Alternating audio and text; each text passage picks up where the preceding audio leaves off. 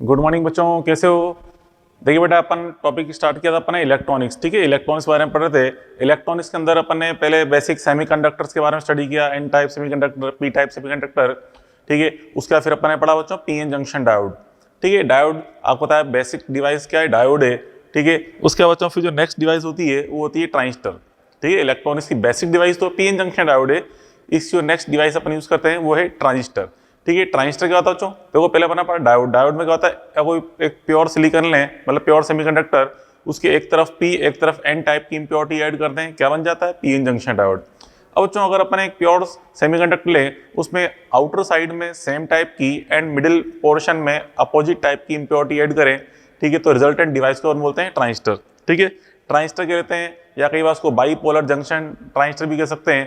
ठीक है, तो क्या मतलब ट्रांजिस्टर का बाइपोलर जंक्शन ट्रांजिस्टर बात एक ही है। ठीक है, दो टाइप का होता है बच्चों, एक एनपीएन और एक पीएनपी। ठीक है, अगर आउटसाइड में एन टाइप और मिडिल में पी टाइप की इंप्योरिटी ऐड कर रहे हैं तो क्या बनेगा? एनपीएन।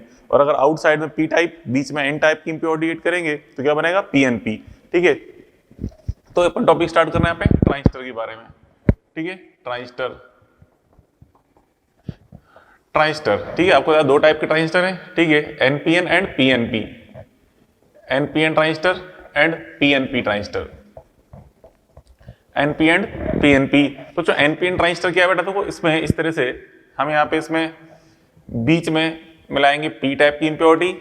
ठीक है, एन, ये बीच में पी टाइप और ये एन टाइप की इंप्योरिटी, इसे बोलते हैं एनपीएन ट्रांजिस्टर। पीएनपी ट्रांजिस्टर में क्या होता है, यहाँ इसमें हम बीच में मिलाएंगे एन टाइप की impurity.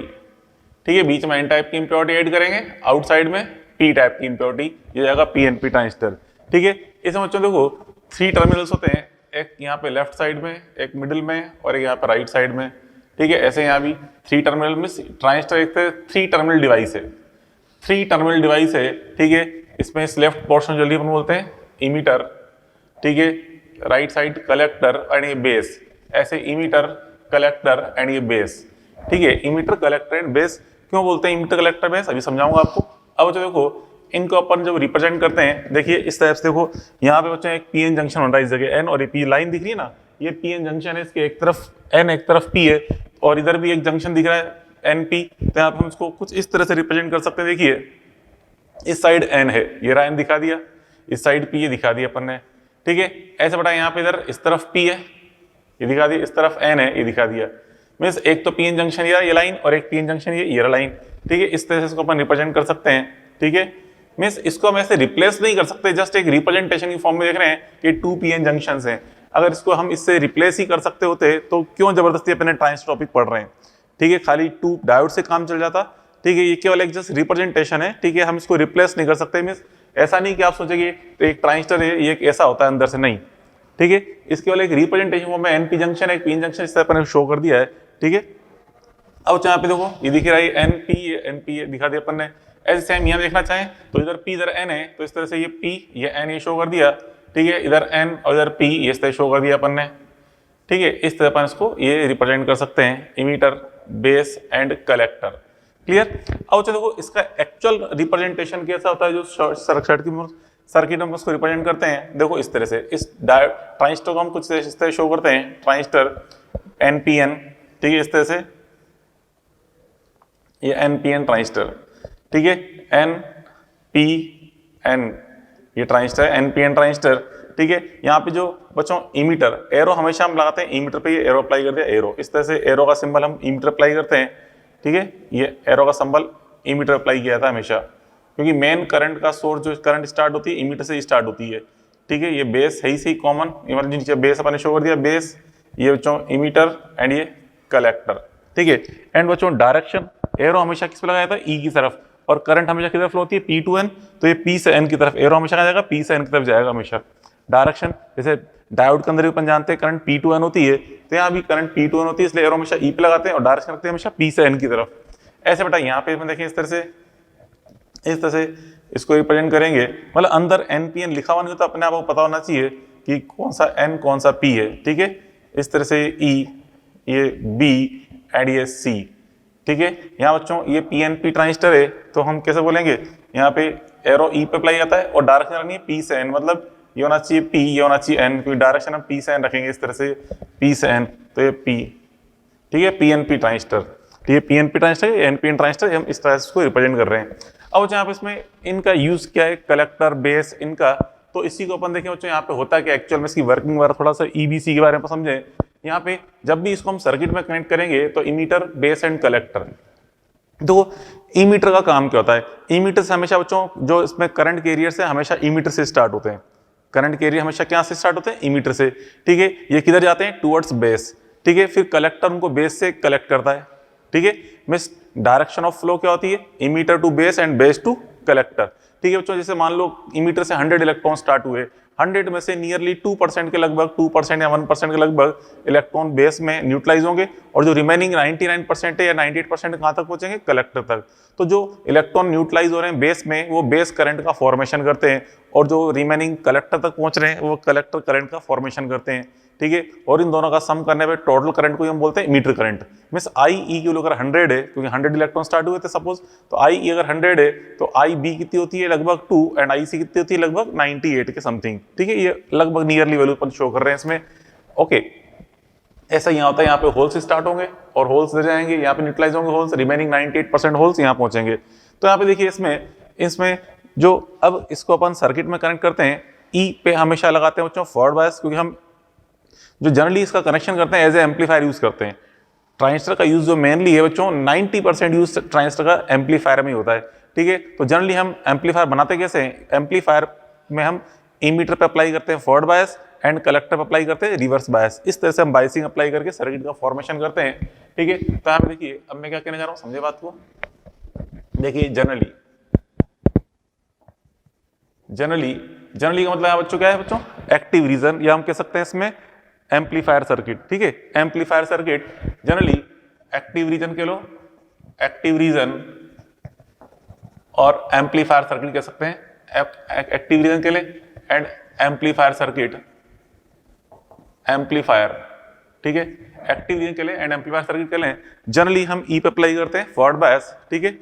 E in F B, E in FB and C in RB applied,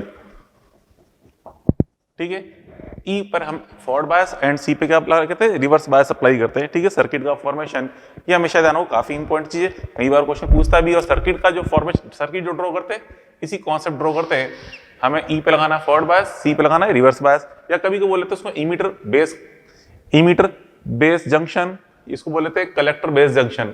खाली ई बोल लो या इमीटर बेस जंक्शन भी कह सकते हैं, ये तो खाली सी बोल लें, या कलेक्टर बेस जंक्शन भी कह सकते हैं, collector base junction in RB, emitter base junction in forward bias, ठीक है। ये चीज अपन देखिए इसके अंदर। अब तो यहां से बताया था मैंने, इसमें होता क्या है, इलेक्ट्रॉन, जैसे हम एनपीएन की बात कर रहे हैं बच्चों, ये एनपीएन ट्रांजिस्टर बेस्ट है ये, ठीक है। ये बेस्ट होता है एनपीएन ट्रांजिस्टर, क्यों है बेस्ट, ठीक है। Best is equal to NPN, क्यों है बच्चों बेस्ट, क्योंकि यहाँ पे जो करंट कैरियर्स हैं कौन है बेटा, इसमें इलेक्ट्रॉन्स होते हैं।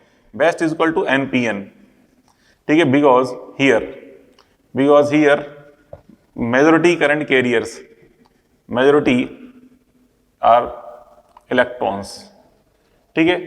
मेजॉरिटी करंट कैरियर कौन सा, इलेक्ट्रॉन्स, इसलिए बेस्ट कौन सा होता है यहाँ पे, एनपीएन ट्रांजिस्टर बेस्ट होता है, हमेशा ध्यान रखें, क्लियर। अब जहां बताया मैंने कि इलेक्ट्रॉन कहां से स्टार्ट होते हैं, इमीटर से, यहां से इमीटर से इलेक्ट्रॉन स्टार्ट होंगे, नियरली 2% बेस में न्यूट्रलाइज होंगे एंड 98% लगभग सी तक पहुंचते हैं। तो हम कहते हैं इलेक्ट्रॉन स्टार्ट्स फ्रॉम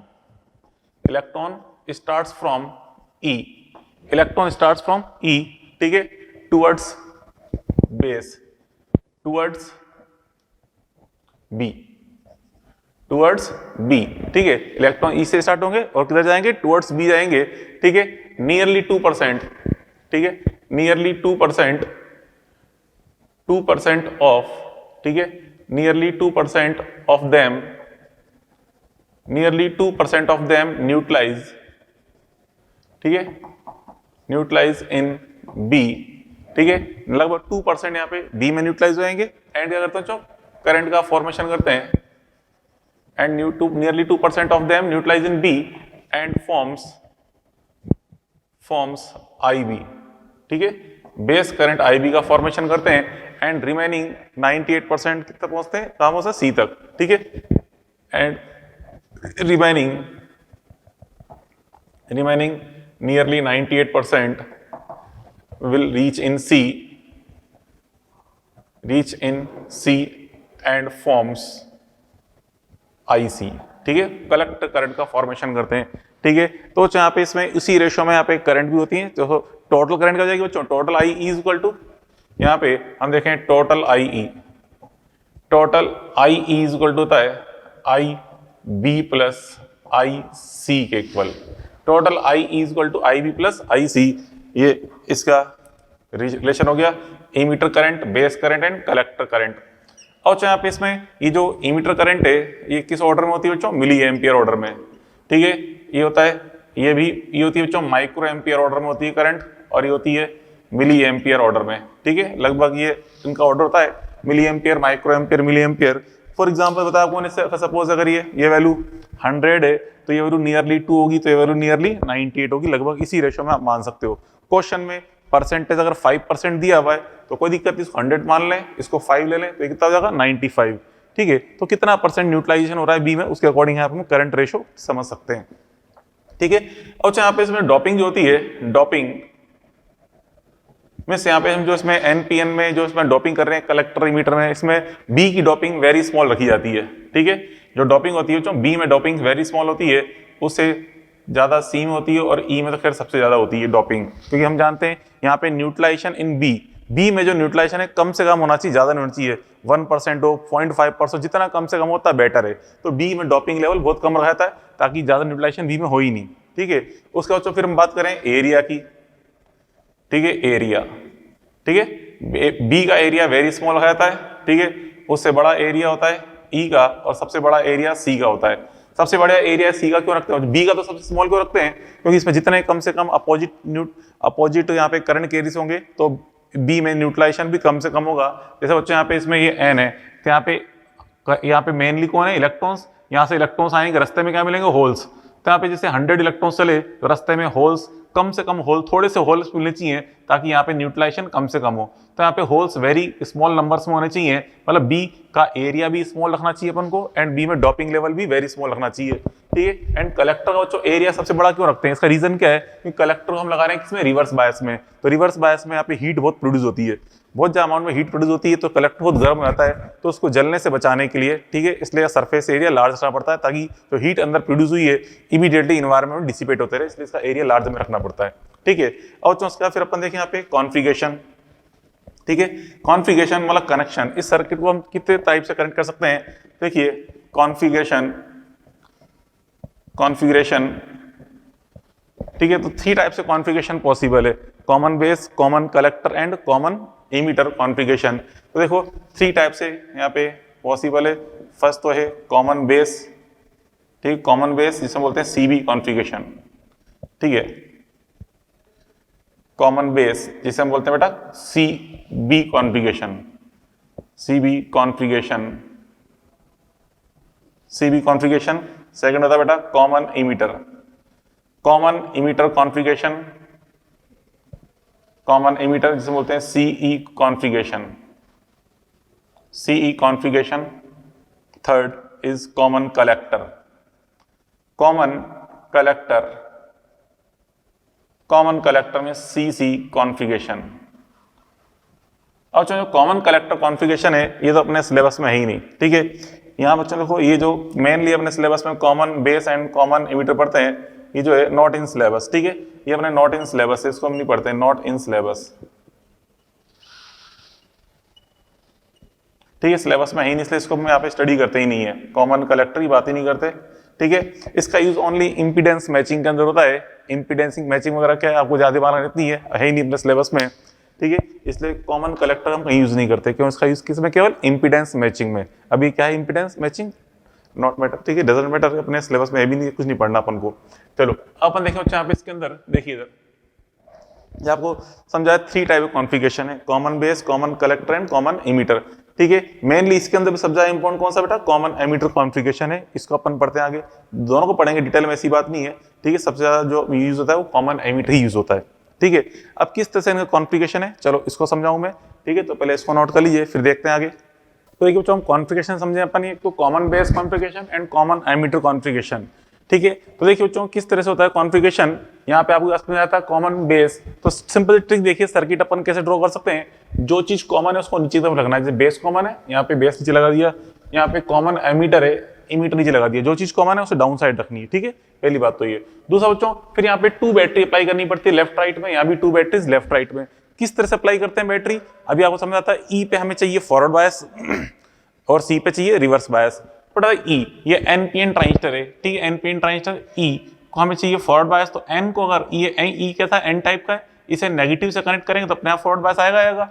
ये सी यहाँ पे एन टाइप का है, इसे प्लस से कनेक्ट करेंगे तो क्या आएगा, रिवर्स बायस। तो सी पे क्या लग रहा है, रिवर्स बायस, ई पे क्या लग रहा है, फॉरवर्ड बायस, ठीक है। ऐसे यहाँ देखिए, यहाँ पे ई एन टाइप का है ई, ठीक है, इसके ई पे क्या चाहिए, फॉरवर्ड बायस। तो इधर से इधर से भी बैटरी का माइनस लग रहा है, इधर ई पे बैटरी का माइनस है, क्योंकि हम जानते हैं एन पे एनपीएन ट्रांजिस्टर है, ई पर अगर हमें एन की तरफ माइनस लगाएंगे तो क्या बनेगा, फॉरवर्ड बायस। तो ई पे कौन सा बायस आ रहा है, फॉरवर्ड बायस। और देखिए सी पे ये एन टाइप का, इसको प्लस से जुड़ा है तो क्या है, सी पे रिवर्स बायस। इस तरह जोड़ दिया बैटरी पर, ठीक है, ई पर एफ बी, सी पर आर बी के अकॉर्डिंग। अब बच्चों देखो यहाँ जो बैटरी का नाम अगर अपन रखना है तो देखिए इधर ई और ये बी है, ई और बी है, इसलिए इसको वी बी नाम दे दिया। ऐसे ये सी एंड बी है तो उसको वी सी बी नाम दे दिया, ठीक है। जो चीज कॉमन है उसे बाद में रखा है, देखो बेस कॉमन है इसलिए बेस को बाद में रखें, यहाँ पे इसको ई बी बोलेंगे, वीई बी, क्या बोलेंगे, वीई बी, ठीक है। जो चीज कॉमन है उसको हम बाद में रखेंगे।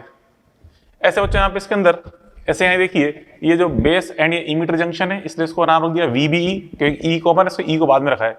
ये सीई, ये सीई जंक्शन है, इसको वीसीई बोल दिया मैंने, ठीक है। बैटरी को ई यहाँ पे कॉमन था, ई को बाद में रख दिया मैंने।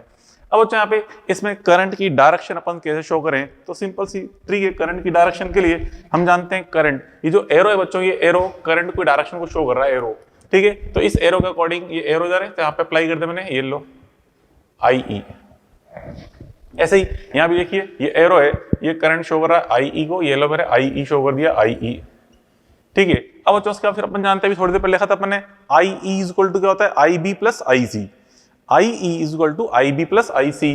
तो इस सर्किल को मैं एक पॉइंट मान लू, जंक्शन मान लू, तो देखिए इधर से आई बी करंट आएगी, इधर से आएगी आई सी करंट, ठीक है। ये जंक्शन है, मान लो एक पॉइंट है, इधर से आई बी आ रही है, इधर से आई सी आ रही है, तो यहाँ से आई ई कितनी निकलेगी, I E is equal to I B plus I C. तो हमें ये यहाँ पे KCL को फॉलो करना है, किरचॉफ करंट लॉ को। आई ई की वैल्यू हमें आई बी प्लस आई सी के इक्वल करनी है, तो इधर से आई ई निकल रही है तो इधर से आई बी आएगी, इधर से आई सी। सेम वैसे यहाँ देखिए, इधर से आई ई निकल रही है तो इधर से आई बी करंट आ रही होगी और इधर से क्या आ रही होगी, आई सी करंट, ठीक है। ये अपन ने शो कर दिया, ओके।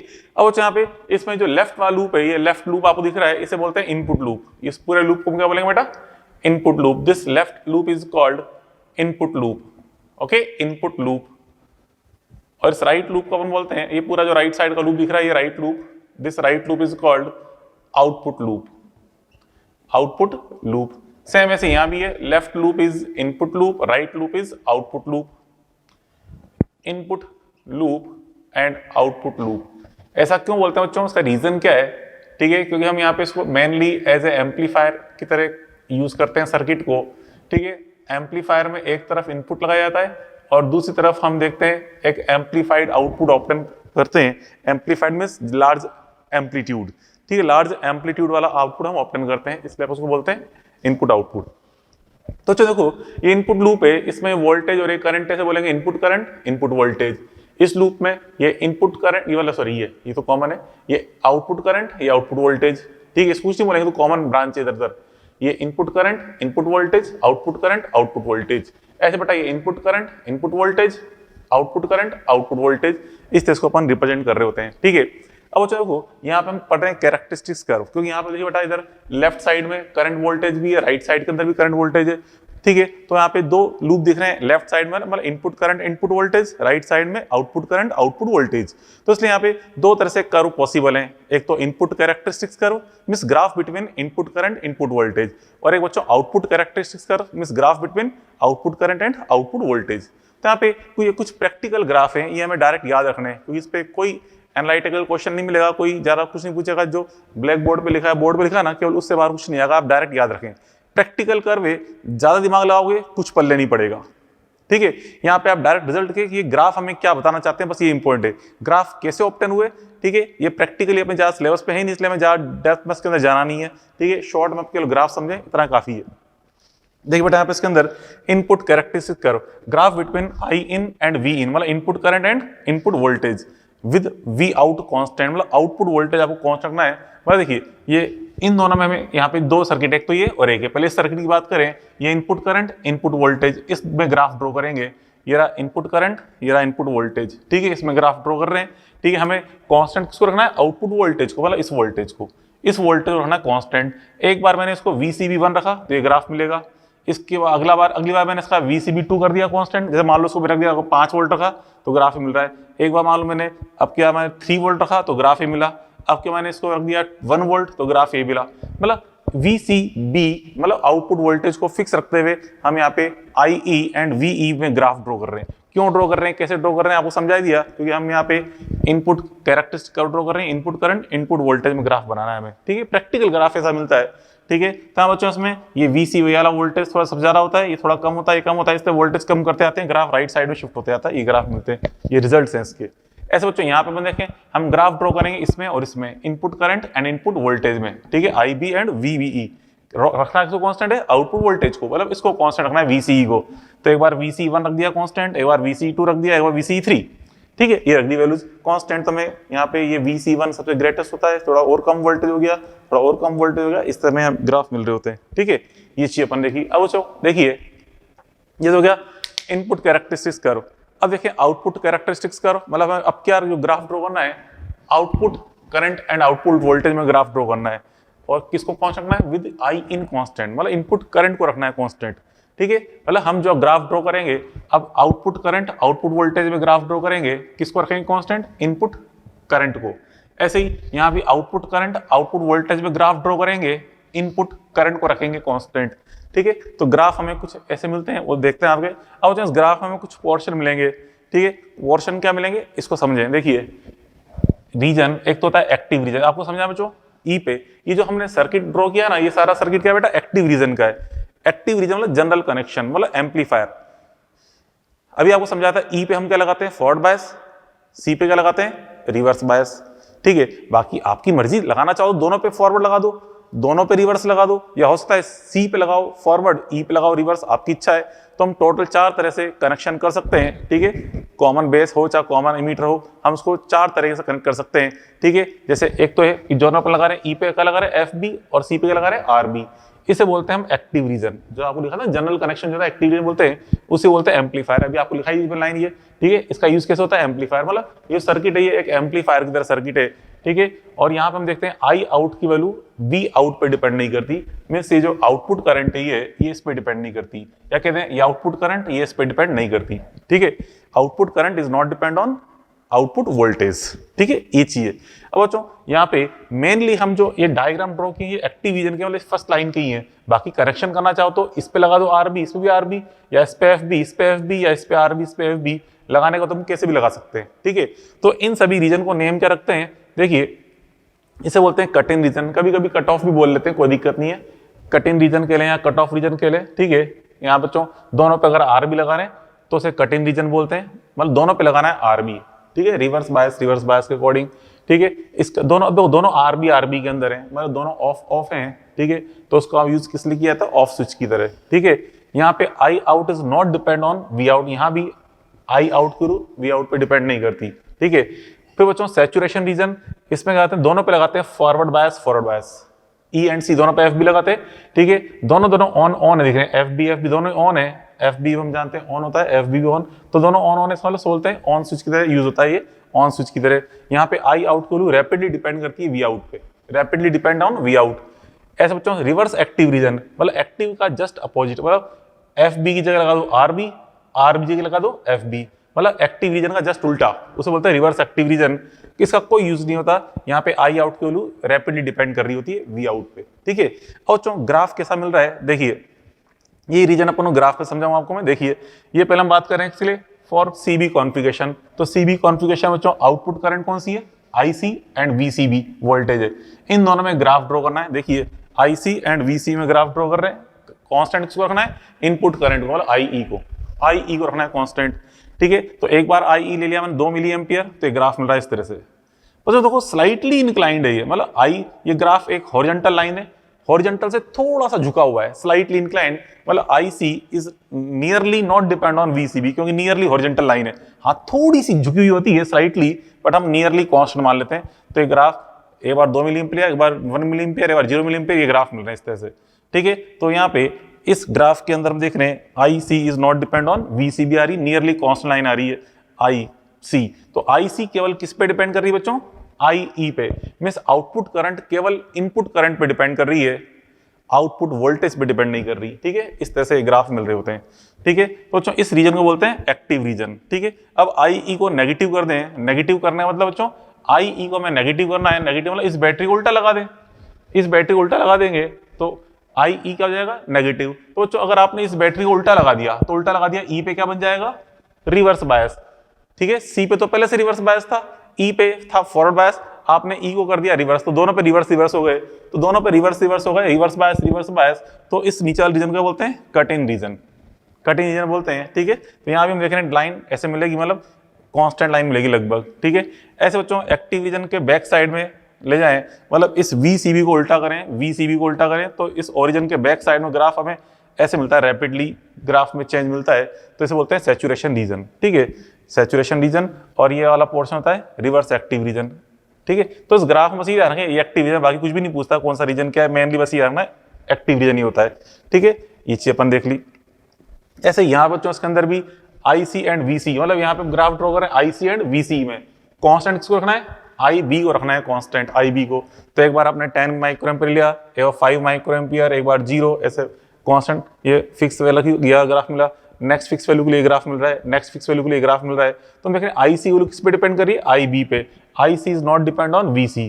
इस पोर्शन में एक्टिव रीजन में IC वैल्यू VC पे डिपेंड नहीं कर रही, केवल IB पे डिपेंड कर रही है, मतलब इनपुट करंट पे डिपेंड कर रही है, ठीक है। तो एक्टिव रीजन, उसके नीचे ये कट इन रीजन, यहाँ पे रैपिडली चेंज हो रहा है, ये सैचुरेशन रीजन, ठीक है। तो यहाँ बच्चों रिवर्स एक्टिव रीजन नीचे वाला पोर्शन होता है, बट वो इसके ऊपर ओवरलैप हो रहा है, इसलिए दिख नहीं रहा। तो यहाँ पे reverse active region saturation region पे ओवरलैप फॉर्म में, इसलिए वो नजर नहीं आ रहा आपको इसमें।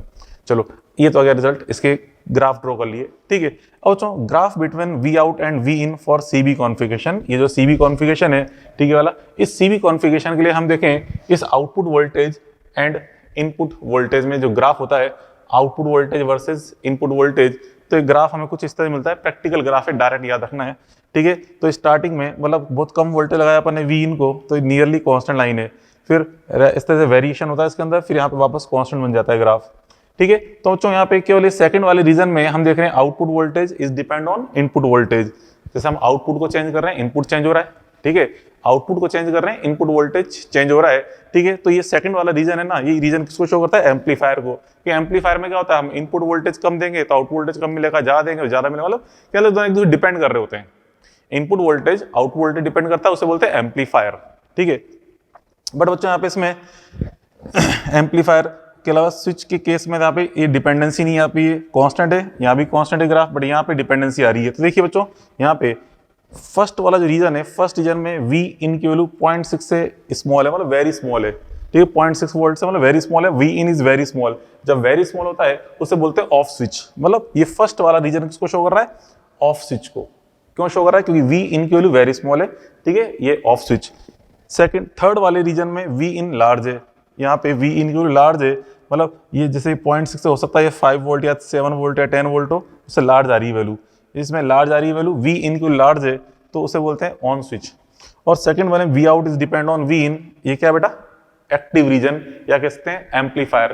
तो सेकंड वाला part as a amplifier use होता है, first part as a off switch and third part as a on switch. इस तरह बच्चों यहाँ पे ये यूज होता है। तो ये अपन यहाँ पे इसके अंदर देखिए तीनों के लिए यहाँ अपन ने ग्राफ ड्रॉ कर लिए दोनों के लिए, ठीक है। IC मतलब एक तरह इनपुट कैरेक्टर हो गया और आउटपुट, ये डायरेक्ट आपको याद रखना है, इसमें याद दिमाग लगाओगे तो कुछ पल्ले नहीं पड़ेगा, एग्जाम में क्वेश्चन कभी इससे बाहर आता ही नहीं जो आपको समझाया केवल, इसलिए तैयार रखना जो दे रखा है आपको, आइए समझ में, ठीक है। तो चलो आगे नेक्स्ट पॉइंट समझाऊं उसके अंदर आपको मैं।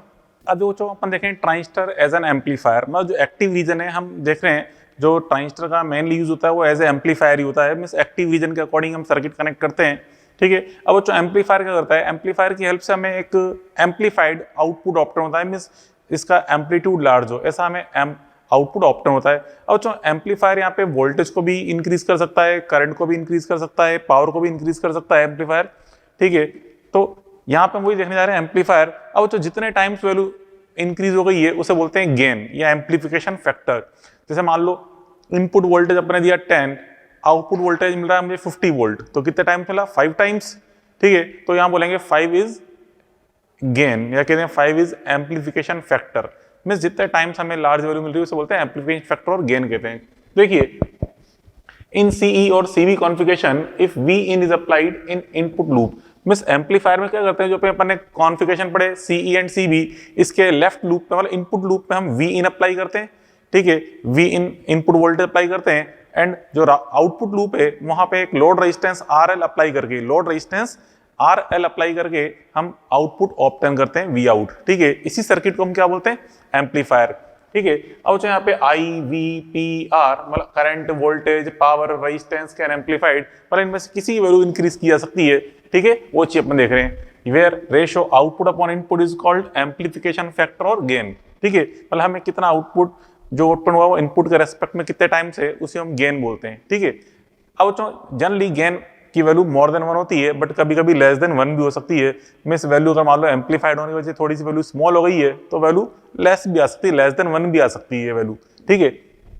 तो देखो CB amplifier and CE amplifier, trick आपको समझाई सर्किट की, जो चीज कॉमन है उसे नीचे रख दो, ठीक है। यहाँ पे बेस, यहाँ पे इमीटर कॉमन है, ठीक है। फिर बच्चों लेफ्ट साइड में हम इनपुट लूप रखते हैं, राइट साइड में आउटपुट लूप, ऐसे इनपुट या आउटपुट। अब देखो यहाँ पे इसमें ये करंट अपने शो कर ही दिए, ठीक है। यहाँ पे जो इसमें इनपुट करंट है वो कौन है? आई, आउटपुट करंट कौन है? VC, IC, IC output current, ये इनपुट करंट। ऐसे ही ये इनपुट करंट, ये आउटपुट करंट। फिर राइट साइड वाला लूप आउटपुट लूप है, ये तो खैर कॉमन ब्रांच होती है इसलिए इसको कोई इनपुट आउटपुट नहीं बोलते अपन, ठीक है। ये अपन देख ली। अब यहाँ पे इसमें देखिए इनपुट साइड में यहाँ पे इनपुट करंट कौन सी? आई, ठीक है। इनपुट साइड में कोई रेजिस्टेंस अगर अपन लगाएंगे, जैसे इनपुट साइड में कौन है बच्चों? ई है, तो इमीटर के साथ कोई रेजिस्टेंस कनेक्ट किया जाएगा, इसे हम आर ई बोल दें, उसे बोल लेते हैं इनपुट रेजिस्टेंस।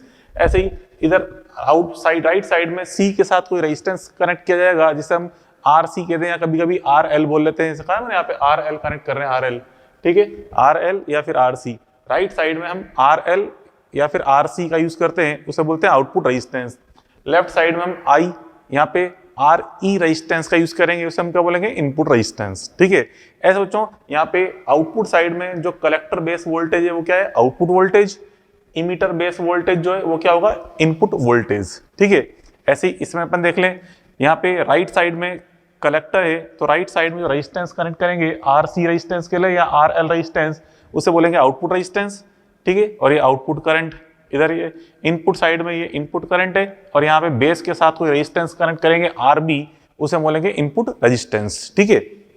ऐसे बच्चों यहाँ पे सीई, ये जो सी और ई के बीच जो पोटेंशियल डिफरेंस आएगा VCE, उसे बोलेंगे आउटपुट वोल्टेज, ठीक है, आउटपुट वोल्टेज। तो VCE को हम क्या बोलते हैं? आउटपुट वोल्टेज अपन जानते हैं voltage equal to current into resistance होता है, तो VCE मतलब आउटपुट वोल्टेज इक्वल टू क्या बन जाएगा? आउटपुट करंट जो कि क्या है? IC, एंड आउटपुट रेजिस्टेंस जो क्या है? RL या कहते हैं RC, ठीक है। तो कभी कभी ध्यान रखें, इस तरह से हमें जो ओम्स लो होता है V इक्वल टू IR, उसकी हेल्प से भी हमें आउटपुट वोल्टेज चाहिए, तो आउटपुट करंट को हम आउटपुट रेजिस्टेंस से मल्टीप्लाई कर देंगे। ऐसे अगर हमें इनपुट वोल्टेज चाहिए VBE, तो हम यहाँ पे इनपुट करंट को इनपुट वोल्टेज से मल्टीप्लाई कर देंगे, ठीक है। आई बस में, या कभी कभी बच्चों में यहाँ पे कोई सर्किट गिवन हो तो यहाँ पे हमें KVL भी लगाना पड़ जाता है। कैसे? वो आपको मैं एग्जाम में समझाऊंगा, ठीक है। अब बच्चों चलो आगे गेन देखें। Resistance gain, output resistance upon input resistance is called resistance gain. अब बच्चों यहाँ पे जो आर आउट है, अब बताया मैंने, इस जगह आर आउट की वैल्यू क्या होगी? यहाँ पे RL होगी या फिर RC। क्वेश्चन के अकॉर्डिंग हमें देखना है, कई बार या तो RL गिवन होता है या RC इन्फॉर्मेशन ये रख लेते हैं। एंड R इन साइड में बच्चों इमीटर है, तो ये RE, इमीटर के साथ कलेक्टर जो रेजिस्टेंस कनेक्टेड है, इमीटर के साथ जो रेजिस्टेंस कनेक्टेड है उसे RE बोलेंगे। या तो क्वेश्चन में क्लियर ही बोला जाएगा आपको output resistance is this, input resistance is this, तो कोई दिक्कत है ही नहीं। लेकिन कई बार क्वेश्चन में कहता है collector resistance is this and emitter resistance is this, what will be AR, तो ऐसा हमें याद रखना है, ठीक है। ऐसा बच्चों यहाँ पे R आउट अपॉन R इन, तो R आउट में यहाँ पे क्या हो जाएगा बच्चों? वही RL और RC, RL और RC, और इनपुट साइड में बेस है तो R इन क्या हो जाएगा बच्चों? RB, ठीक है, ये हो जाएगा। ये चीज अपन देखी। अब बच्चों यहाँ पे इन दोनों में से जो इंपॉर्टेंट है वो ज्यादा है सीई एम्पलीफायर। मतलब आप जो क्वेश्चन सॉल्व करें न्यूमेरिकल से, आपने 10 न्यूमेरिकल सॉल्व किए तो मान चलिए 10 में से 9 न्यूमेरिकल से होंगे जो कॉमन एमीटर एम्पलीफायर पे पूछे जाएंगे, इसलिए इसकी साइड वाले फॉर्म में ज्यादा इंपॉर्टेंट है। तो क्या वही सारे जैसे इधर इधर वो, लेकिन ज्यादा क्वेश्चन किस पे आते हैं, सीई एम्पलीफायर पे। जैसे यहाँ पे नीचे बी आ रहा है ना आरबी, तो उसको याद रखें, इसको याद रखने की जरूरत नहीं क्योंकि इस पे क्वेश्चन बाई चांस ही आता है, मेनली इसी पे आते हैं। तो ये आरबी इनपुट रेजिस्टेंस, ठीक है। ऊपर तो खैर यहाँ भी वही है, यहाँ पे वही, कोई दिक्कत नहीं ऊपर तो। अब यहाँ पे इसमें देखिए फिर करंट गेन, करंट गेन मतलब output current upon input current. तो यहाँ पे आउटपुट करंट कौन है, आईसी, इनपुट करंट कौन है, आईई। तो क्या हो जाएगा, आईसी अपॉन आईई। कभी कभी बोल लेता है बच्चों कि change in collector current is this, change in emitter current is this obtain. तो कोई दिक्कत नहीं, delta C upon delta E से भी अपन निकाल लेते हैं करंट गेन। वो जो इस सर्किट में, कॉमन बेस सर्किट में अल्फा से रिप्रेजेंट करते हैं किसको, एआई को, करंट गेन को। करंट गेन को हम अल्फा से रिप्रेजेंट करते हैं, तो अल्फा इज इक्वल टू क्या आएगा बच्चों, आईसी अपॉन आईई, या कहते हैं delta IC upon delta IE, ठीक है। ये आता है रिजल्ट।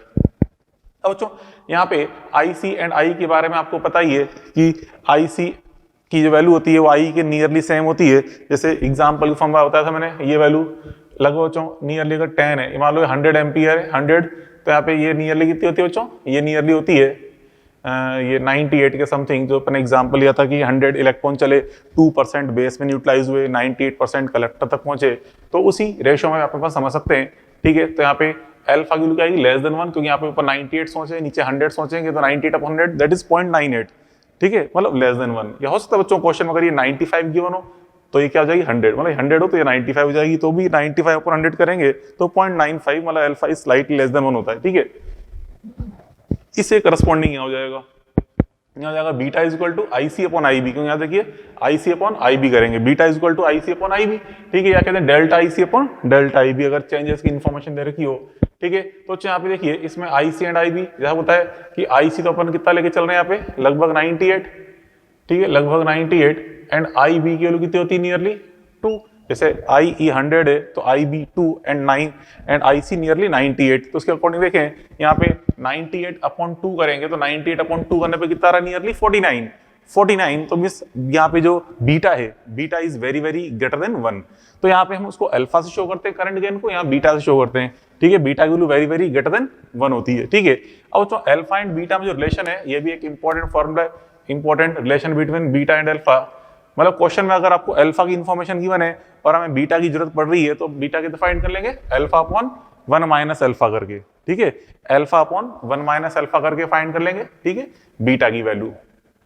जैसे यहाँ पे अपन देखा अल्फा कितना बन रहा था, यहाँ से कितना बन रहा बच्चों अल्फा 0.98, कितना रहा 0.98, यहाँ रख दो, यहाँ रख दो 0.98, फिर 1 में से 0.98 माइनस करेंगे तो 0.02 बनेगा, तो ऊपर 0.98 नीचे 0.02, तो डिवाइड करने पे वही 49 आएगा, ठीक है। जैसे आप भी डायरेक्ट भी देख सकते 49 करता, तो यहाँ से 49 ही बन रहा है, ठीक है। ऐसे निकाल लेंगे। ये कहाँ से आया बच्चों रिजल्ट, ये I E is equal to I B plus I C का यूज करते हैं, ठीक है। या कहते हैं delta I E is equal to delta I B plus delta I C का यूज करते हैं, फिर इसमें दोनों तरफ आई सी का डिवाइड करेंगे, ठीक है, उसे सॉल्व करके रिजल्ट फाइंड किया जाता है। तो इन डेरिवेशन इंपॉर्टेंट नहीं है, आप तो खाली ध्यान रखें ये रिजल्ट कहाँ से आया, ये मतलब ये चीज लिखा है मैंने फॉर्मूला, क्योंकि हम न्यूमेरिकल सॉल्व करेंगे, न्यूमेरिकल को सॉल्व करते टाइम ये तो हमें गेन तो सारे पता होने चाहिए। ये फॉर्मूला काम में आता है कई बार, I E is equal to I plus I C, या delta I E is equal delta I plus delta I C, फॉर्मूले काम में आएंगे भी, अपन 4-5 क्वेश्चन सॉल्व करेंगे उसमें देखना, ठीक है। फिर देखें बच्चों voltage gain, voltage gain A V is equal to V out upon V in, मतलब output voltage upon input voltage, ठीक है। तो इसे बोलते हैं वोल्टेज गेन। तो यहाँ पे वी आउट को लिख दिया आई आउट आर आउट, क्योंकि वी बराबर आई आर, यहाँ भी वी बराबर आई आर ये लिख दिया। और जो आई आउट अपॉन आई इन को रिप्लेस कर देंगे किससे, अल्फा से, और ये R out upon R in तो इजी, तो क्या है alpha into R out upon R in. तो वैसे यहाँ पे A V is equal to वही V out upon V in, beta into R out upon R in. जैसे आपको समझा दिया यहाँ पे मैंने, आर आउट क्या है, यहाँ पे आर आउट आर एल और आर सी, यही सही, क्योंकि इंपॉर्टेंट है सही। यहाँ बच्चों ये आर आउट तो आर एल और आर सी बता ही दिया मैंने, ठीक है। एंड ये आर इन जो है ये क्या होता है आर बी। ये बार बार क्यों बोल रहा हूँ इस चीज को, क्योंकि मेनली क्वेश्चन 10 में से 9 क्वेश्चन सीई के आएंगे, ठीक है, इसलिए सीई पे ध्यान दें आप यहाँ पे, इसी को अपन समझ रहे हैं, मेनली इन क्वेश्चन ये सारे फॉर्म में आते हैं इस पे बेस्ड, ठीक है। और चलो यहाँ पे आप चाहो तो उसको ऐसे भी निकाल सकते थे, ये फॉर्मूला आया कहाँ से आया, ये हम जानते हैं ना ओम्स लॉ, देखिए अपन यूँ समझ सकते हैं, ठीक है। Because of Ohm's law V is equal to क्या होता है बेटा, आई आर, पढ़ाई बचपन में आपने Ohm's law, V is equal to I R. तो यहाँ से हम देखें this implies A V is equal to A I into A R, यहां से आया रिजल्ट, ऐसे भी समझ सकते हैं इसको। मतलब अगर V equal to I R का यूज करें तो voltage gain is equal to current gain into resistance gain, ये बन जाता है फॉर्मूला, ठीक है। Voltage gain is equal to current gain into resistance, तो देखो वही तो दिख रहा है यहाँ पे, ये ए बी तो ये रहा, बीटा क्या है यहाँ पे ए आई करंट गेन, और ये ए आर क्या है R out upon R in, मतलब ये करंट गेन और ये रेजिस्टेंस गेन है। Voltage gain is equal to current gain into resistance gain, वही अपन लिखा है। ऐसे बेटा यहाँ पे पावर की बात करें, पावर गेन मतलब output power upon input power, ठीक है। तो output power upon input power के लिए हमने यहाँ पे रख दिया आई स्क्वायर आर का फॉर्मूला यूज किया, आई स्क्वायर अपॉन आर, यहाँ भी I square R into I square R कर दिया, नीचे भी आई स्क्वायर आर, तो यहाँ पे आई स्क्वायर का रेशियो तो अल्फा स्क्वायर बन जाएगा, R out upon R in, यही सही, ठीक है। वही चीज यहाँ लिख दी अपन ने, ऐसे लिखते हैं यहाँ पे बीटा स्क्वायर हो जाएगा, यहाँ अल्फा स्क्वायर, यहाँ बीटा स्क्वायर हो जाएगा। कहाँ से आया, जैसे अपन ये लिखा बेटा फॉर्मूला, वैसे यहाँ भी अपन जानते हैं पावर के 3 फॉर्मूले होते हैं, एक तो आई स्क्वायर आर, एक वी स्क्वायर अपॉन आर और एक वी आई। यहाँ मैंने आई स्क्वायर आर का यूज करके ये निकाला है, ठीक है। मतलब power gain is equal to current gain square into resistance gain, ठीक है। इस फॉर्मूले से अपन सोचे तो power gain is equal to current gain square into resistance gain, तो लिखा है AP is equal to current gain square into resistance gain, ठीक है। तो यहाँ से देखिए, अब यहाँ पे क्वेश्चन में मान लो हो सकता है कि आपको करंट की इन्फॉर्मेशन ना देके वोल्टेज की इन्फॉर्मेशन दे रखी हो, बिल्कुल हो सकता है क्वेश्चन। तो यहाँ से हम फिर यू अप्लाई कर लेंगे इस वाले फॉर्मूले की हेल्प से, तो क्या बन जाएगा वोल्टेज गेन का square means A V square upon में ए आर, ठीक है। या वोल्टेज एंड करंट की इन्फॉर्मेशन दे रखी होती है तो voltage gain into current gain, ऐसे भी कर सकते हैं। यहाँ तो जनरली क्वेश्चन में क्या आर आउट और आर इन और ये बीटा की इन्फॉर्मेशन दे रखी होती है, तो मैंने इसको जनरली इस फॉर्म में लिखा है, बट जरूरत पड़ने पर हम इसका भी यूज कर सकते हैं। मतलब एपी निकालना हो तो क्या हो जाएगा वोल्टेज गेन स्क्वायर, मतलब V out upon V in square, V out upon V in square divide by R out upon R in, ऐसे भी निकाल सकते हैं, ठीक है। उसका बच्चों फिर transconductance capital G, transconductance capital G का फॉर्म होता है R out upon V in, I out upon V in, I out upon V in, इस रेशो को बोलते हैं transconductance, I out upon V in को, means current तो लेनी है आउटपुट वाली, वोल्टेज लेना है इनपुट वाला, आई आउट अपॉन वी इन। अब बेटा इसमें ऊपर नीचे में आर आउट से मल्टीप्लाई कर दूं, आर आउट से, ठीक है। तो देखिए ऊपर आई आउट इंटू आर आउट तो क्या बन जाएगा वी आउट, और नीचे एक आर आउट बच गया एक्स्ट्रा, ठीक है। अब इसको लिख दिया मैंने V out upon V in को ए वी, तो A V upon R out, ठीक है। बन गया एक और रिजल्ट, एक तो यही सही, एक ही बन गया रिजल्ट। तो यहाँ से हम देख रहे हैं G इज प्रोपोर्शनल टू क्या है ए वी। जैसे कई बार क्वेश्चन में आपसे कहा जाए कि सर्किट का वोल्टेज गेन 5 है, तो ट्रांस कंडक्टेंस भी अपन क्या समझ जाएंगे 5 के अकॉर्डिंग होगा, मतलब। और आप मतलब कहा जाए जैसे कि आपसे कि किसी सर्किट में वोल्टेज गेन को हमने, वोल्टेज गेन की वैल्यू पहले 3 थी, अब हमने 6 कर दी, तो ट्रांस कंडक्टेंस पे क्या इफेक्ट पड़ेगा। तो जो वोल्टेज गेन यहाँ पे डबल हो गया है, जैसे 3 से 6 हो गया है, तो ट्रांस कंडक्टेंस भी डबल हो जाएगा, ठीक है। ऐसा समझ सकते हैं अपन, ठीक है। अब इन दोनों पूछा बच्चों दोनों में से बेस्ट कौन सा है, सीई या सीबी, तो बेस्ट एम्पलीफायर कौन सा होता है, सीई एम्पलीफायर बेस्ट होता है, क्योंकि इसमें एवी एंड एपी की वैल्यू वेरी हाई मिल रही होती है, एवी एंड एपी, ठीक है। क्योंकि एवी एंड एपी बच्चों यहाँ पे देखिए मल्टीप्लाई किससे हो रहा है अल्फा से, यहाँ मल्टीप्लाई किससे हो रहा है यहाँ पे इसमें बीटा से, ठीक है। तो बीटा की वैल्यू यहाँ पे देखो वेरी वेरी ग्रेटर देन 1 है, बीटा की वैल्यू यहाँ पे वेरी वेरी ग्रेटर देन 1 होती है, ठीक है। एंड पावर की वैल्यू भी यहाँ पे क्या मिलेगी, क्योंकि देखो beta very very greater than 1 है, तो एवी की वैल्यू भी क्या आएगी वेरी लार्ज, यहाँ पे बीटा स्क्वायर के अकॉर्डिंग एपी भी क्या आएगा वेरी लार्ज। मतलब यहाँ से हम कह सकते हैं कि एवी एंड एपी को अगर अपन कंपेयर करें, ठीक है, तो यहाँ पे वेरी हाई हमें ओपन होते हैं किसके लिए, सीई एम्पलीफायर के लिए, एवी एंड एपी, ठीक है। तो बेस्ट कौन सा होता है यहाँ पे, सीई एम्पलीफायर यहाँ पे बच्चों बेस्ट होता है, ठीक है, सीई एम्पलीफायर बेस्ट है, ठीक है। अब यहाँ पे उसके अंदर देखो, इसके अंदर इन सीई एम्पलीफायर यहाँ जो हमें आउटपुट ऑप्शन होता है वी आउट, ये मिलता है हमें अपोजिट फेज में, वी आउट हमें मिलता है बेटा अपोजिट फेज में, ठीक है। बट इसमें मिलता है हमें आउटपुट सेम फेज में। क्या मतलब है output opposite and same phase, देखिए जैसे बेटा यहाँ पे मैं इनपुट अप्लाई कर रहा हूँ इस तरह से, ये इनपुट मैंने अप्लाई किया है, इस तरह से इनपुट अप्लाई किया है, इनपुट, ठीक है। ये प्लस ये माइनस, ये क्या बेटा इनपुट है ये, तो यहाँ पे हमें जो आउटपुट मिलेगा सेम फेज मिलेगा और एंड एम्पलीफाइड फॉर्म में, मतलब इस तरह से लार्ज एम्पलीट्यूड है और सेम फेज है। सेम फेज मतलब बच्चों पहले यहाँ पे प्लस है फिर माइनस है, यहाँ भी पहले प्लस है फिर माइनस आ रहा है, ठीक है, सेम फेज। बट यहाँ पे अपन देखें इस केस में जो इनपुट आपने अप्लाई किया है, इस तरह से इनपुट अप्लाई किया अपना इनपुट, ठीक है, ये इनपुट है प्लस माइनस, बट यहाँ जो हमें आउटपुट मिल रहा है, यहाँ आउटपुट मिल रहा है इस तरह से अपोजिट फेज में, मतलब पहले नेगेटिव आता है साइकिल फिर आता है पॉजिटिव साइकिल, पहले नेगेटिव फिर पॉजिटिव से बोलते हैं अपोजिट फेज। पर यहाँ पे मुझे आउटपुट मिल रहा है अपोजिट फेज मिलता है, यहाँ मिलता है आउटपुट सेम फेज में, ठीक है। ये कुछ बेसिक प्रॉपर्टी अपन देखी, ठीक है, इसके बारे में। अब यहाँ पे हम बच्चों कुछ क्वेश्चन सॉल्व करने जा रहे हैं, इसको नोट कर लीजिए, ठीक है। अब इस पर कुछ न्यूमेरिकल्स अपन सॉल्व करेंगे 3-4 क्वेश्चन। देखिए बेटा जो फर्स्ट एग्जाम्पल अपन देखें, आप कह रहा है इफ, आपसे क्या बच्चों, if in an amplifier change in emitter current is 10 milli ampere, then change in base current is 0.1 milli ampere of 10, find out alpha and beta.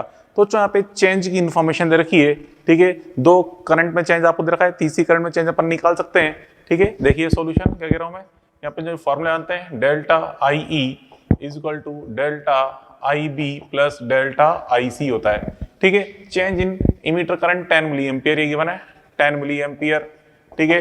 Base, change in base current कितना कह रखो यहाँ पे 0.1 milli ampere, ठीक है, plus delta I सी। यहाँ से अगर अपन डेल्टा आई सी निकालें तो कितना बच्चों डेल्टा आई सी, यह जगह delta I C is equal to minus करेंगे तो 9.9 मिली एम्पियर, क्या बन गया बेटा 9.9 milli ampere.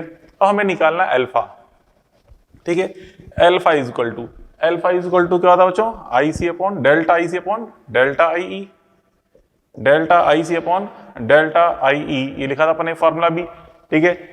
Alpha is equal to, यहाँ पे delta I C upon delta E करें तो डेल्टा आई सी कितना है 9.9, डेल्टा आई ई कितना है बच्चों 10, तो डिवाइड करेंगे तो 0.99 ये हो जाएगा अल्फा, ठीक है। बीटा आपको निकालना है तो बीटा इज इक्वल टू क्या होता है delta I C upon delta I B, ठीक है। इसका यूज कर लें तो डेल्टा आई सी यहाँ पे 9.9 है, कितना है 9.9, एंड डेल्टा आई बी कितना है 0.1, तो उसको डिवाइड करेंगे तो क्या जाएगा 99, या इसको आप चाहे तो ऐसे ही फाइंड कर सकते थे सेकंड मेथड, मतलब बीटा अगर आपको निकालना है तो बीटा इज इक्वल लिखा था अपन ने अल्फा अपॉन 1 माइनस अल्फा, इससे भी निकाल सकते थे।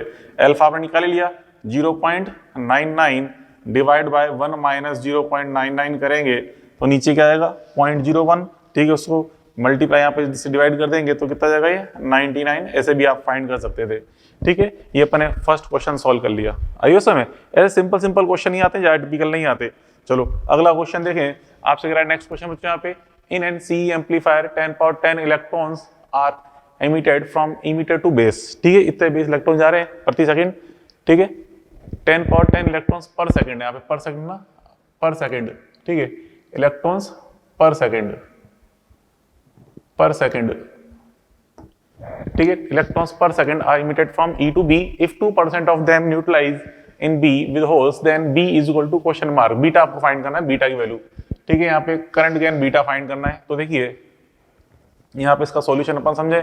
यहाँ बच्चों इसमें देखो, यहाँ पे इसके अंदर 2% न्यूट्रलाइज किस में हो रहे हैं, यहाँ पे बेस में, ठीक है। Let I is equal to 100, let I is equal to 100, तो यहाँ पे बच्चों उस केस में 2%, यहाँ पे आई बी कितना बन जाएगा 2% हो जाएगा इसका, I B is equal to 2 and I C is equal to क्या होगा 98, ठीक है। इससे बच्चों यहाँ पे बीटा निकाल लें तो बीटा इज इक्वल टू क्या जाएगा, बीटा इज इक्वल टू अपन जानते हैं क्या होता है I C upon I B, ठीक है। तो I C upon I B करें तो I C upon I B, तो आई सी कितना है यहाँ पे 98 एंड आई बी 2 कितना आ गया 49, ये आ गया आंसर इसका, ठीक है। चलो उसको एग्जैक्टली अपन देखें सेकंड मेथड हम इसको ऐसे भी सॉल्व कर सकते हैं। देखिए बच्चों यहाँ पे आपको इन्फॉर्मेशन रखी है पर सेकंड कितने इलेक्ट्रॉन्स आ रहे हैं, तो आई ई कितना जाएगा बच्चों एग्जैक्टली अपन देखेंगे, तो मैंने कंसिडर कर लिया था आई को 100, तो आई बी इतना होगा आई सी इतना होगा, तो एग्जैक्ट वैल्यू निकाल के अगर सॉल्व करें तो हम जानते हैं आई इज इक्वल टू क्या होता है Q upon T, I is equal to Q upon T means N E upon T, तो बेटा एन नंबर ऑफ इलेक्ट्रॉन्स कितने रखें 10 पावर 10, ठीक है। एंड ई पे चार्ज अपन जानते हैं 1.6 इंटू 10 पावर 19 होता है, डिवाइड बाय 1 सेकेंड, ठीक है। तो यहाँ पे 1 सेकेंड करेंगे तो क्या बन जाएगा ये, यहाँ पे 1.6 into 10 power minus 3, sorry 1.6 into 10 power कितना जाएगा -9, 1.6 इंटू 10 पावर -9 ये बन जाएगा रिजल्ट, ठीक है। तो अब बच्चों आई बी अगर आप निकालना है तो I B is equal to क्या आएगा कितना परसेंट 2% ऑफ आई ई, ठीक है, इससे निकाल लो। फिर आई सी इज इक्वल टू क्या आएगा 98% ऑफ आई ई, इससे निकाल लो। फिर बच्चों बीटा इज इक्वल टू क्या करेंगे आई सी अपॉन आई बी, आप इसको सॉल्व करोगे तो वही आएगा रिजल्ट 49 ही आपको आंसर ऑप्शन होगा। तो इससे हम एग्जैक्ट वैल्यू फाइंड क्यों करें, क्यों जबरदस्ती इतना लेंदी करें, तो हमने एक शॉर्ट ट्रिक के फॉर्म में देख लिया रिजल्ट वही आना है, ठीक है। तो ऐसे अपन सॉल्व कर सकते हैं। अब देखो नेक्स्ट एग्जांपल देखें, क्वेश्चन नंबर 3 आपसे कह रहा है in CE amplifier V in is equal to 10 sin 2 pi t plus pi by 3 volt, and voltage gain is AV equal to 5, then V out हमें फाइंड करना है क्या होगा। तो जो वोल्टेज गेन AV गिवन है अपन को, ठीक है, तो AV इक्वल टू यहाँ पे क्या होता है बेटा, तो AV इक्वल टू यहाँ पे V out upon V in, V out upon V in, तो AV इक्वल टू 5 है, तो 5 equal to V out upon V in की इंफॉर्मेशन यहाँ पे 10 वोल्ट दे रखी है, तो यहाँ से VO कितना आ गया बेटा, V इक्वल टू 50 वोल्ट, ठीक है, 50 वोल्ट, ये तो क्या होगा इसका पीक वैल्यू होगी 50 वोल्ट। अब जो हम जानते हैं यहाँ पे CE एम्पलीफायर है, तो CE एम्पलीफायर में अपोजिट फेज मिलता है आउटपुट, ठीक है, इन CE एम्पलीफायर अपन देखते हो यहाँ पे, इसमें डेल्टा फाई कितना होता है, यहाँ पे delta phi equal to pi, means extra phase pi create होता है, तो इसलिए बच्चों नेट वोल्टेज जो आएगा V आउट इक्वल टू अपन लिखेंगे यहाँ पे ये VO sine 2 pi T plus pi by 3, इसमें एक्स्ट्रा क्या ऐड करेंगे, आपको पाई यहाँ पे एक्स्ट्रा ऐड करना है, ठीक है, इस पाई को यहाँ पे एक्स्ट्रा ऐड करना है, तो VO हमने निकाल लिया कितना था 50, ये रख दो 50 साइन 2 पाई टी, इसमें इसको ऐड करेंगे तो प्लस क्या हो जाएगा 4 पाई बाई 3, ये आ जाएगा इसका रिजल्ट V आउट, ठीक है, ये इसका आंसर आ गया V आउट की वैल्यू, ठीक है। तो इससे अपन सॉल्व कर सकते हैं, ये वोल्टेज 5 टाइम्स गेन हो गया और यहाँ पे एक्स्ट्रा पाई ऐड कर दिया अपन ने, क्लियर। हाँ, अगर ये बच्चों CB एम्पलीफायर होता CB, तो फिर हम एक्स्ट्रा पाई ऐड नहीं करते थे, यहाँ पे ओनली पाई बाई 3 रहता इसके अंदर यहाँ पे, ठीक है। चलो अब देखें एग्जाम्पल नंबर 4, ये एग्जाम्पल नंबर 4 देखिए, काफी अच्छा क्वेश्चन है। एग्जाम्पल नंबर 4 का सॉल्यूशन अपन समझे, क्या कह रहा है, इन CE एम्पलीफायर, देखिए बच्चों सब जगह CE एम्पलीफायर से कहा कि 100 मतलब 10 में से 9 क्वेश्चन CE के आएंगे, इसलिए आप ध्यान दें, मेनली CE की प्रैक्टिस कर रहे हैं अपन, ठीक है। तो in CE amplifier potential difference on RL is equal to 2 kilo ohm is 2 volt.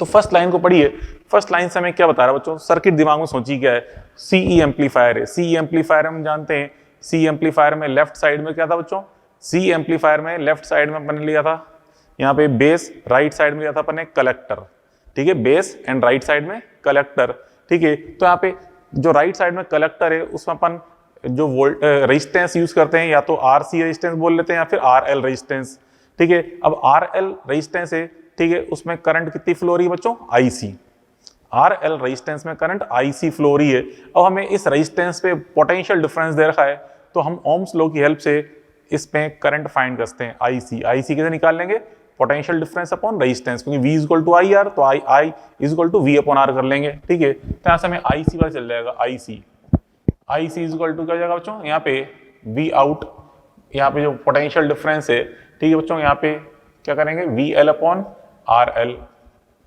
क्योंकि L का क्रॉस पोटेंशियल डिफरेंस हमें दे रखा है, ठीक है, कितना दे रखा है बच्चों, यहाँ पे L का क्रॉस पोटेंशियल डिफरेंस यहाँ पे 2 वोल्ट है, तो कर दिया 2 एंड RL इज 2 किलो ओम, ठीक है, मतलब 2 इंटू 10 पावर 3, तो कितना जाएगा ये 10 पावर माइनस 3 एम्पियर, ठीक है, ये हम कहते हैं 1 मिली एम्पियर हो जाएगा, IC equal to 1 milli ampere, ये तो अपने IC फाइंड कर लिया, ठीक है। अब IC के बाद अब आगे देखो इन्फॉर्मेशन की RB equal to 1 kilo ohm, RB क्या बच्चों, इनपुट साइड में जो रेजिस्टेंस लगाते हैं वो, मतलब RB अपना आपको R इन की इन्फॉर्मेशन दे रखी है, R आउट तो मतलब RL दे रखा है, R इन जो RB है वो हमें रखा है 1 किलो ओम, बीटा दे रखा है 100, तो V इन आपको फाइंड करना है, AP एंड G फाइंड करना है।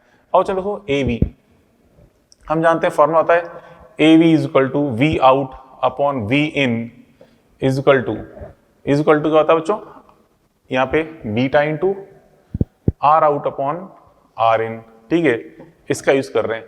अब यहाँ पे देखिए इसमें V आउट, तो हमें देखा है आउटपुट वोल्टेज कितना है, 2 वोल्ट है, आउटपुट वोल्टेज यहाँ पे 2 वोल्ट है, divide by V in is equal to beta, यहाँ पे कितना बीटा 100, तो बच्चों यहाँ पे R आउट जो है, अब समझाया था R आउट यहाँ पे कौन है बच्चों, यहाँ पे R आउट की फॉर्म में यहाँ पे RL है, ठीक है, एंड R इन की फॉर्म में यहाँ पे कौन है RB, ठीक है। तो यहाँ से अप्लाई कर दें, R आउट की वैल्यू 2 इंटू 10 पावर 3, ठीक है, RB is 1 into 10 power 3, 1 kilo में ना 1 इंटू 10 पावर 3, ठीक है। तो यहाँ से V इन की वैल्यू क्या 10 पावर 3 से 10 पावर 3 तो कट जाएगा, ठीक है। यहाँ से हमें V इन निकालना है, यहाँ से वो तो 2 से 2 भी काट दो, तो V in is equal to 10 power minus 2 आ जाएगा, ठीक है। V इन की वैल्यू 10 पावर माइनस 2 बन जाएगी, यहाँ से V in is equal to 10 power minus 2 volt, 10 power minus 2 volt, ये आ गया रिजल्ट, ठीक है। क्वेश्चन कोई टिपिकल नहीं, जो आपको फॉर्म में बताए उसी बेस्ड क्वेश्चन आएंगे, तो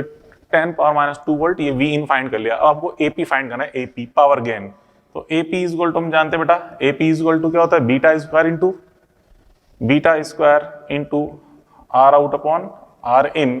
तो बीटा तो यहाँ पे 100 है, ठीक है, 100 का स्क्वायर करेंगे इंटू आर आउट यहाँ पे कितना है 2 into 10 power 3 and R in कितना बेटा 1 इंटू 10 पावर 3, ये रख दिया अपन ने, ठीक है। तो यहाँ पे 10 पावर 3 कट गए तो 2 इंटू 1000 मीन्स 20,000, ठीक है। तो यहाँ पे एपी इज इक्वल टू कितना हो गया 20,000, क्या कहते हैं 2 इंटू 10 पावर 4 हो गया एपी पावर गेन, ठीक है। अब उसके बाद क्या निकालना है, यहाँ पे जी निकालना है, ठीक, जी। तो जी के लिए आपको बताया था मैंने, जी अपन ने कैसे यूज किया था बच्चों, जी की value A V upon R out आई थी,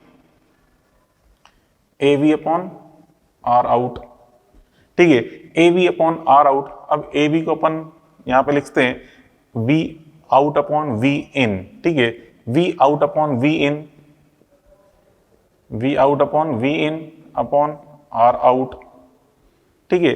अब देखो वी आउट, तो वी आउट यहाँ पे अपन को कितना रखा है 2 दे रखा, तो वी आउट को रख दिया मैंने 2, वी आउट को 2 रख दिया। वी इन अपन ने निकाला, वी इन कितना आया था 10 पावर माइनस 2, ये लो 10 पावर माइनस 2 रख दिया।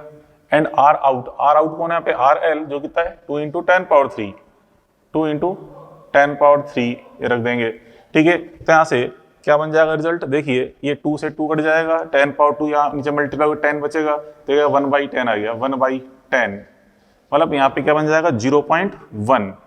तो ये इस तरह अपन कैपिटल जी फाइंड करते हैं, ठीक है। तो इससे रिलेटेड अपन 4 क्वेश्चन अपन ने देख लिए, ठीक है। आई बात समझ में, देखिए चलो और समझाऊं आपको। अब बच्चों नेक्स्ट एग्जांपल अपन देखें इसमें, नेक्स्ट न्यूमेरिकल, इस तरह के बच्चों voltage gain of N amplifier is 10, ठीक है, मतलब 10 टाइम्स हमें आउटपुट मिल रहा है वोल्टेज का। इफ सच 3 एम्पलीफायर, ठीक है, if such 3 amplifiers are, if such 3 amplifiers are one after another, then what will be net voltage gain?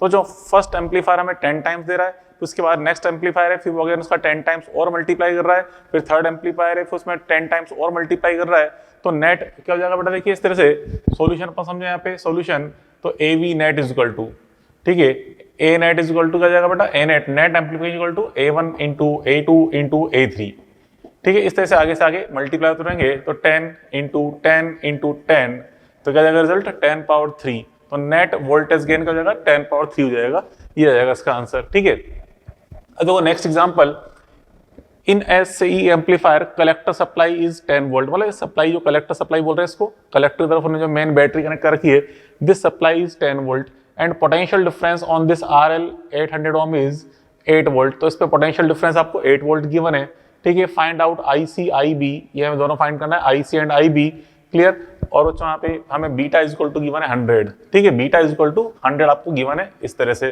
ठीक है। ये कोई IB होगा या IE, तो बेटा तो कैसे करेंगे सॉल्व, समझे यहाँ पे इसको, सॉल्यूशन अपन देख रहे हैं। तो जब इस तरह से हमें इन्फॉर्मेशन दे रखी हो, सप्लाई दे रखी हो, ठीक है, कुछ रेजिस्टेंस वगैरह भी हो, तो उसमें KVL की भी हेल्प ले सकते हैं, KVL का भी यूज कर सकते हैं। तो बच्चों देखो यहाँ पे अपन देखें KVL इन राइट लूप अप्लाई करें, KVL इन राइट लूप, KVL इन राइट लूप। तो जो KVL कैसे अप्लाई करेंगे समझो, यहाँ पे देखिए मेन बैटरी है, यहाँ पे एक रेजिस्टेंस है, ठीक है, और यहाँ पे ये जंक्शन के बीच पोटेंशियल डिफरेंस है। तो KVL हमेशा यहाँ पे कैसे लगाना पड़ता है, कैसे लगाते हैं बच्चों, battery is equal to potential difference on resistance plus potential difference between junctions, ठीक है, मतलब VCC is equal to this potential difference 8 volt plus this potential difference VCE, ऐसे अप्लाई करेंगे। मींस कैसे अप्लाई करेंगे, देखो 10 is equal to 8 plus VCE, ये apply करेंगे, 10 is equal to 8 plus VCE, ये अप्लाई कर दिया अपन ने। यहाँ पे 10 वोल्ट, यहाँ से VCE इज इक्वल टू कितना हो गया, VCE इज इक्वल टू कितना है बेटा 2 वोल्ट, तो VCE is equal to 2 volt, ये आ गया रिजल्ट एक, तो VCE हमने फाइंड कर लिया, ठीक है। अब बेटा उसके अंदर यहाँ पे हमें ये VCE हमने फाइंड कर लिया, 2 वोल्ट आ रहा है VCE। अब वैसे KVL की जरूरत थी नहीं यहाँ पे, लेकिन फिर चलो VCE हमसे पूछ लेगी, VCE वैल्यू क्या होगी, हमने फाइंड कर ली। अब यहाँ पे हमसे कह रहा RL पे पोटेंशियल डिफरेंस कितना बच्चों, RL पर पोटेंशियल डिफरेंस हमें 8 वोल्ट गिवन है। यहाँ पे देखिए IC निकालूं, IC इज इक्वल टू क्या जाएगा VL upon RL, VL upon RL, तो VL अपॉन RL, तो L पे पोटेंशियल डिफरेंस 8 वोल्ट है, ठीक है, डिवाइड बाय 800 ओम, तो यहाँ से अगर मैं ऊपर नीचे देखो 8 से 8 कैंसिल करूँ तो क्या बन जाएगा यहाँ पे, ये बन जाएगा 10 मिली एम्पियर। ठीक है, क्योंकि 8 से 8 कट गया, नीचे हो जाएगा 1/100 एम्पियर। ठीक है, तो आ जाएगा 10 मिली एम्पियर, ये बन जाएगा आई सी कितना है 10 मिली एम्पियर। ठीक है, अब हमें यहाँ फाइंड करना है आई बी।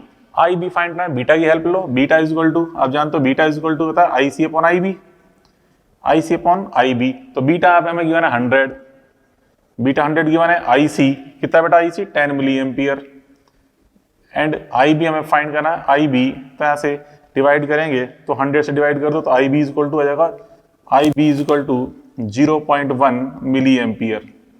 ठीक है, तो ऐसे अपन कैलकुलेट करते हैं, I B is equal to 0.1 milli ampere. ठीक है, और वी सी पूछा जाता है तो वी सी यहाँ पे 2 वोल्ट ऐसा अपन डिफाइन कर लेंगे। ठीक है, चलो अब आगे देखो बच्चों इसके अंदर next example, example number 7। Example 7 यहाँ भी मैं सप्लाई ये इस तरह की इन्फॉर्मेशन दे रखी है, तो यहाँ भी अपन केवीएल का यूज कर सकते हैं। ठीक है, तो यहाँ पे देखिए कैसे अप्लाई करेंगे, यहाँ पे कह रहा है if V C is equal to 5 volt, V C is equal to 5 volt, V B is equal to negligible, मतलब 5 वोल्ट है ये नेग्लिजिबल है, beta is equal to 100, then I C I B R B सभी find करना है। तो पहले देखो यहाँ पे अप्लाई करें केवीएल इन राइट लूप, समझो solution, KVL in right loop apply कर रहे हैं, KVL in right loop, KVL in right loop. तो जो राइट लूप में देखिए battery is equal to potential difference on resistance plus potential difference between junction, तो यहाँ पे क्या आएगा 10 is equal to I C into R C, I C into R C, ठीक है, प्लस वी सी ई। ठीक है, वही तो यहाँ किया था देखो, यहाँ पे बैटरी इज इक्वल टू ये था वोल्टेज मतलब 8 वोल्ट, क्योंकि आई सी इंटू आर एल बात है कि आई सी इंटू आर एल तो कितना है 8 वोल्ट, तो ये आई सी इंटू आर एल ही है। ठीक है, तो यहाँ पे इज इक्वल टू वी सी, तो यहाँ से देखो प्लस वी सी कर दिया अपन इसके इक्वल, तो यहाँ से देखो 10 is equal to I C R L, ये आर इसको आर सी लिख लो, आर एल कर दे, चलो उसको आर एल कर दें, आर एल है, ठीक है आर एल। तो I C into R L, I C कितना है यहाँ पे हमें पता ही नहीं आई सी, तो फिर आर एल पता है 1000 है ये, प्लस वी सी कितना रखा है 5 वी सी है, क्योंकि 5 गिवन है क्वेश्चन, वी सी 5 वोल्ट, इसको तो लेके माइनस करेंगे 5 बचेगा, तो I C is equal to कितना जाएगा 5 milliampere, I C is equal to 5 into 10 power minus 3 ampere, ये आ गया रिजल्ट, क्या कहते हैं 5 मिली एम्पियर आ जाएगा 5 मिली एम्पियर, ये हमने फाइंड कर लिया आई सी। अब बच्चों अब बीटा की हेल्प से अपन आई बी कैलकुलेट कर सकते हैं, बीटा इज इक्वल टू क्या होता है I C upon I B, beta is equal to I C upon I B, तो बीटा यहाँ पे हमें गिवन है 100, आई सी हमने फाइंड कर लिया 5 इंटू 10 पावर माइनस 3 है, डिवाइड बाय आई बी, तो यहाँ से आई बी अपन फाइंड करेंगे तो I B is equal to ये आ जाएगा, इसमें 100 से और डिवाइड कर दो तो 5 इंटू 10 पावर माइनस 5 एम्पियर। ठीक है, ये आ गया I B 5 into 10 power minus 5 ampere. अब देखिए यहाँ पे हम देखें राइट लूप में लगाएंगे केवीएल। ठीक है, इस राइट लूप में अपन केवीएल अप्लाई करेंगे तो इसमें आप देखिए, चलो राइट लूप में लगा रहा मैं, यहाँ जो सबसे लार्जेस्ट लूप है, ठीक है, जो सबसे लार्जेस्ट लूप है इस पे लगा रहे हैं केवीएल, केवीएल इन लार्जेस्ट लूप, केवीएल इन लार्जेस्ट लूप लगाए, मतलब इस पूरे लूप पे इस तरह से देखिए, यहाँ बैटरी 10 वोल्ट है, इधर यहाँ पे देखें ये रेजिस्टेंस है आर बी, और फिर यहाँ पे पोटेंशियल डिफरेंस जंक्शन का वी बी है, तो 10 is equal to I B R B plus V, ये वी बी लगाएंगे।